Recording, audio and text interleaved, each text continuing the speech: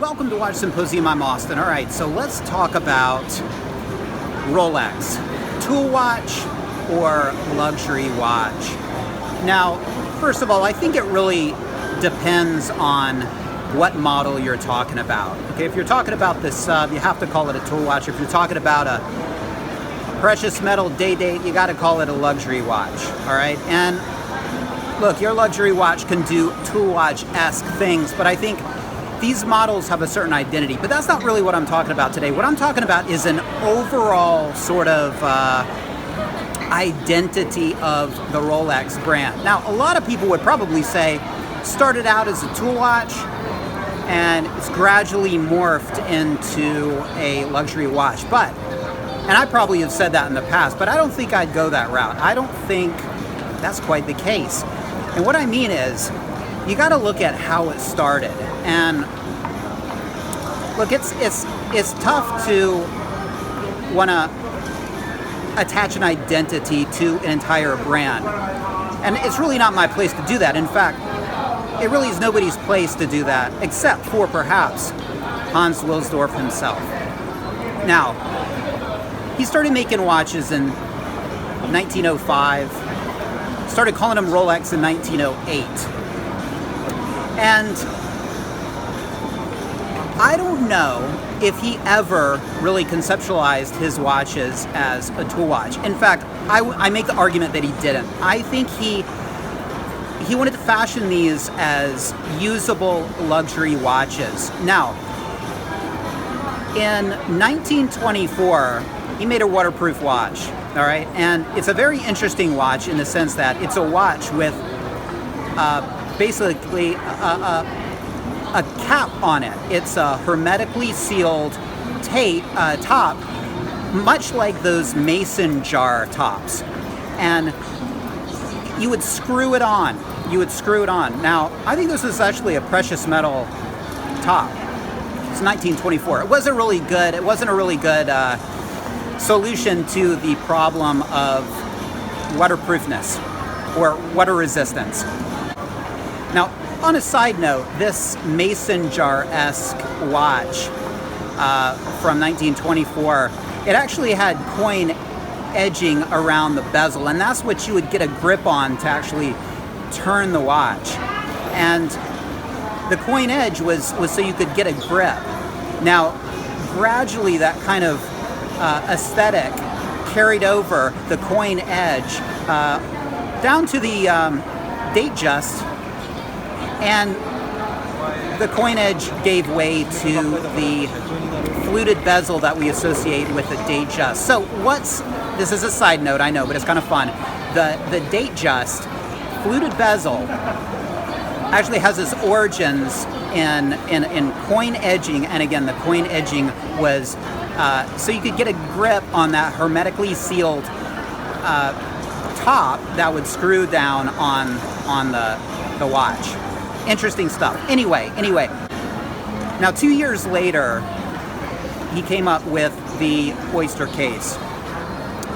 The back screwed on, the top screwed on, and the crown screwed down. 1927, he pilots it on Mercedes lights. She swam across the English Channel, and not long after that, somebody else claimed that another woman claimed that she did it as well, but faster. Well, a little digging revealed that second woman, not Mercedes Gleitz, but the other one, was lying. And that called into question Mercedes Gleitz's accomplishment. So 2 weeks later, I think in late October, she says, okay, I'm going to do it again. Now, Hans Wilsdorf hears about this, and he thinks, this is a great way to sort of bring attention to my watch. I mean, arguably, she was sort of the first pioneer, the hard-using, Rolex-wearing individual. And he gives it to her. Now, she ended up failing that. But that's okay, because the watch didn't fail. it's kind of interesting because when she did it 2 weeks earlier, the water was too cold for her, okay?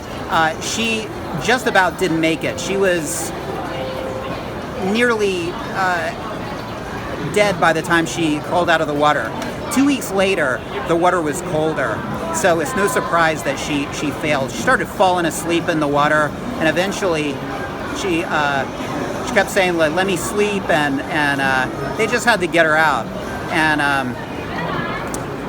but it's okay because she had the oyster around her neck, and it sort of brought attention to the oyster, and so on and so forth. Now, why am I telling you this? Because that particular oyster, if you look at it, it's kind of a fancy looking watch, and it's sort of got a octagonal shape to it, and it's sort of fancy. And they took that, and then they started making some advertisements with it. There was an advertisement with a woman kind of holding her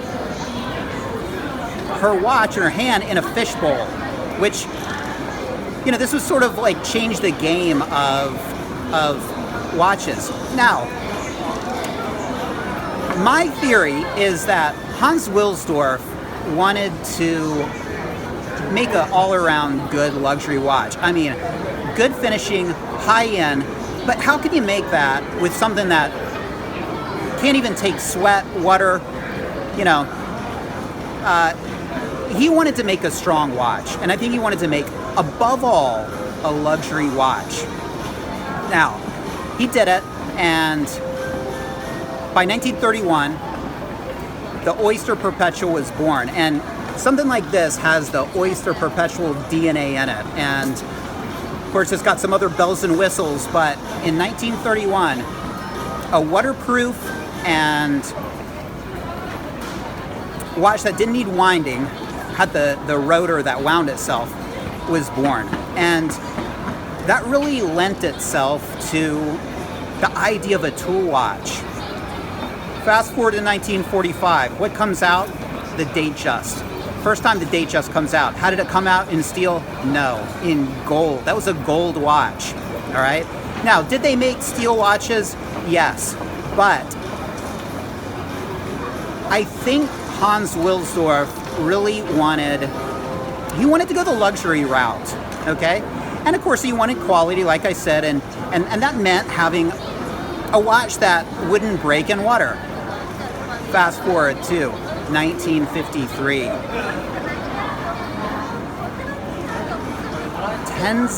Tenzing Norgay wore his watch to the top of Mount Everest. Now, it's kind of debatable whether Edmund Hillary did. A lot of accounts say that he had a Smith's watch and that his Rolex was actually at camp. But for sure, Tenzing Norgay wore his Rolex to the top of Mount Everest, and that was huge. That was like Mercedes Blights kind of publicity times 10. I mean, that was amazing, and they were expecting it. You know, in January of that year, they had Rolex had patented the name Explorer, and in late May they made it, and by the end of the year they were pumping out Explorers. The tool watch was born. Now, around the same time, one of the directors, not Hans Wilsdorf, but a director, a chairman by the name of René P. Jeanneret. Well, where's my resident French expert? He's probably gallivanting around the skies, so I'm going to have to go this alone. Jeanneret, perhaps it's René Jeanneret. Well, he was a sportsman, he was a scuba diver. It was his idea to go in sort of that tool watch direction. He had the idea for the sub. He should be credited with the sub. Now, the sub happened, that was released in 1954. Also in 1954 was the GMT released, thanks to some prompting by Pan Am. And hence, the tool watch was born. Now, when this kind of good fortune happens and extreme popularity. I mean, this was the heyday of Rolex, and by 1955 on, I mean, it was synonymous. The Rolex brand was synonymous with the tool watch. I mean, if you wanted a tough watch, if you were an explorer, if you were it was synonymous with the tool watch. All right, that's really when the world was captured by the idea of Rolex, the way we sort of think of it, right? But that was really, I think, in a way, a stroke of luck. And it really was quite a windfall for the company. And what do? Well, you go with it. But was that really originally where Hans Wilsdorf wanted to take the company? I don't think so, right? In 1919, he decided to move to Switzerland. Okay, why? Because post-war Britain was imposing taxes on luxury items, i.e. gold and silver.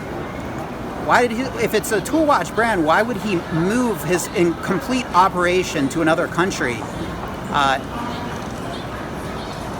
if he was going to make a tool watch? I mean, he could have gotten steel, I'm assuming, but he wanted the gold and he wanted the silver and he wanted those precious metals because he needed those for his watches, because that's, in 1920, what he envisioned for the brand. All right? Now, again, by 1955 and the 1950s and the 1960s, the public has sort of deemed Rolex the tool watch. And like I said, what are you going to do? Are you going to deny that? No, you're going to go with it. You know, sometimes success happens, it doesn't really happen the way you want it. And I don't think it happened the way he wanted it. He'd take it, and he did take it, and he went down that path of the tool watch, but I don't think that's quite what he wanted. I can't help but think of Jim Morrison. You know, Jim Morrison, the rock singer of the Doors, he never really wanted to be a rock star. He wanted to be a poet. And, you know, we kind of look at Jim Morrison, we think, well, he wants to be a poet. You know, look at the trappings of the rock star lifestyle, the fame, the women, the money, and everything that comes with it. But he wanted to be a poet. And you can't choose your success. Sometimes success comes and it calls you down that path, and I think that's what happened with Rolex. Now, fast forward to Rolex today. It's headed back in the direction that I think Hans Wilsdorf originally wanted it to go, and that is the luxury market. And I think Rolex, they sort of want to get away from that tool watch, their tool watch roots. They sort of want to get away from that. And it's kind of hilarious because that's what they're known for. That's their bread and butter. But they don't want it to be. They want to be the luxury brand. They are desperately trying to steer this into luxury brand territory. You've got the GMT Master 2 ceramic. The BLNR had the polished middle links. That was them trying to say, we're luxury. We don't have the polished, we don't have the unpolished middle links. No, we have the polished middle links. Just trying to take it in that direction. They've gone with the Jubilee. The Jubilee is sort of it's a fancier aesthetic. Again, trying to direct it into that luxury market, that sort of luxury mindset, and you can see it also with the two-tone Sea Dweller and other two-tone models and other, you know, all gold models. So, were they originally a tool watch? Yeah, for a little bit in the 1950s. I think that was the pinnacle of tool watch, the tool watch persona. But I don't think it started out that way. I don't think that's the way that Wilsdorf envisioned it. And I think we're going back into a direction in Rolex, the one that he did envision, and that's sort of you know, high quality, nice finishing, pieces that are strong and durable and can take water, and a luxury watch should be able to take water. But getting away from that tool watch persona, you know, it's funny. It put them on the map, but I think they're reluctant to own it, and they're trying to get away from it. And they're sort of like, perhaps Tudor can do that. Now, you might point to, you know, the steel pieces and the 114060 and the GMT and other steel pieces. I hear ya. But they reluctantly put those out. It's not where they have their heart. They have their heart onto the luxury market. And there you go. That's my 2 cents. So, was Rolex a tool watch? For a little bit. Yes, for a little bit. From the 1950s to the turn of the millennium. But from then on, it went back to its roots, which was a luxury market. Let me know what you think. Am I totally wrong? Put your comments in the comment section. Thanks for watching. Take care. See you next time.